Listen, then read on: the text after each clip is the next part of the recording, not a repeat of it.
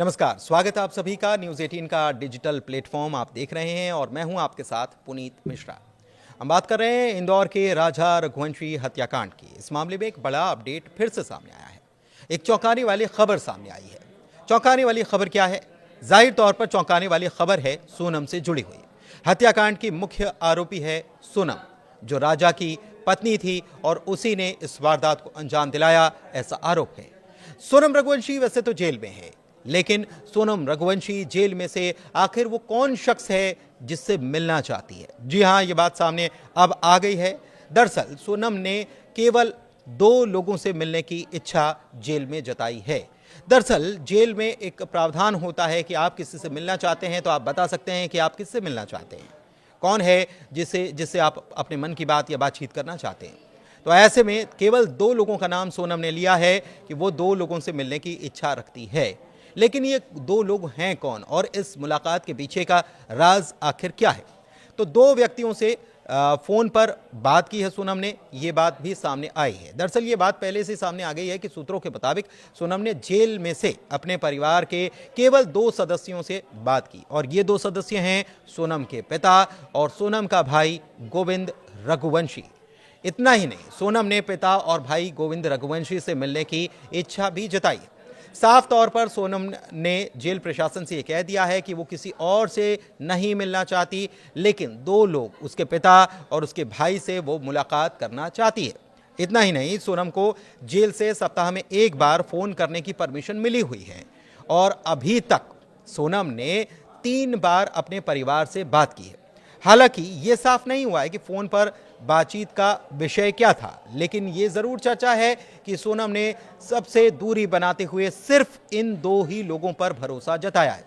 इधर सोनम के भाई गोविंद ने कहा है कि अभी तक उनकी और सोनम की कोई बातचीत नहीं हुई है, लेकिन एक खबर यह भी आई थी कि सोनम ने अपने पिता से बात की है। सोनम के भाई गोविंद रघुवंशी ने हाल ही में मीडिया से बातचीत की और यह दावा किया कि सोनम से अभी तक उनकी कोई बातचीत नहीं हुई है, फोन पर भी नहीं। उन्होंने यह भी कहा कि सोनम का जेल से घर पर फोन करने की बात महज अफवाह है। जी हां, यह बड़ी बात भाई ने कही है कि यह केवल अफवाह है और इसके पीछे कोई तथ्य नहीं है। गोविंद ने यह भी बताया कि वो और उसके पिता जल्द ही सोनम से मिलना भी चाहते हैं और इसके लिए उन्होंने बाकायदा शिलोंग पुलिस को एक आवेदन भी दे दिया है। हालांकि पुलिस की ओर से अभी तक इस मामले में उनको कोई जवाब नहीं दिया गया है कि उनको कब मिलने की परमिशन दी जा सकती है, लेकिन आवेदन दिया गया है, ये बात है।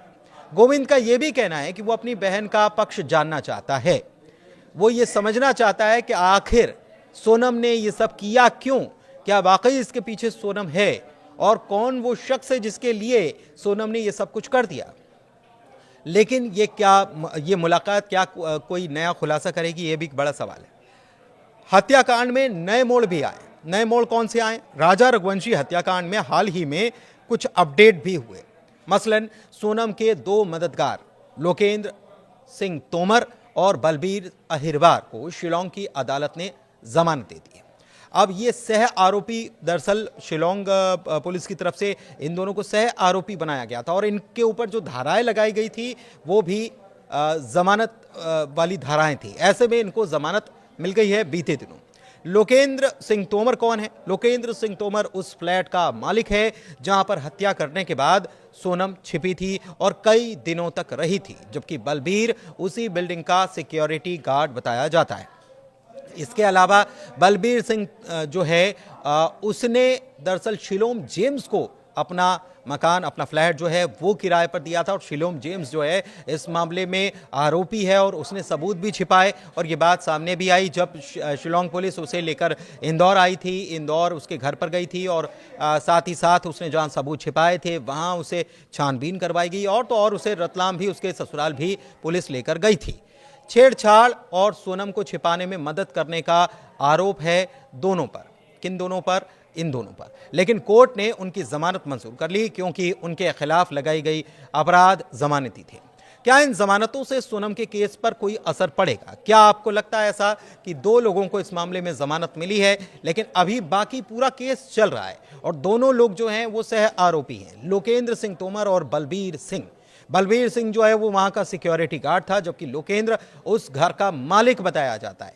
हालांकि इस मामले में शिलोम जेम्स को अभी तक जमानत नहीं मिली है, जिसने सबूत छिपाने का, उनको नष्ट करने का काम किया था, क्योंकि उसके फ्लैट पर भी गई थी, उसके घर पर भी गई थी, उसके ससुराल में भी जो एक कमरा था वहां पर भी गई, वहां से कुछ मिला भी और उसमें मंगलसूत्र और तमाम चीजें वहां से पुलिस को बरामद हुई थी।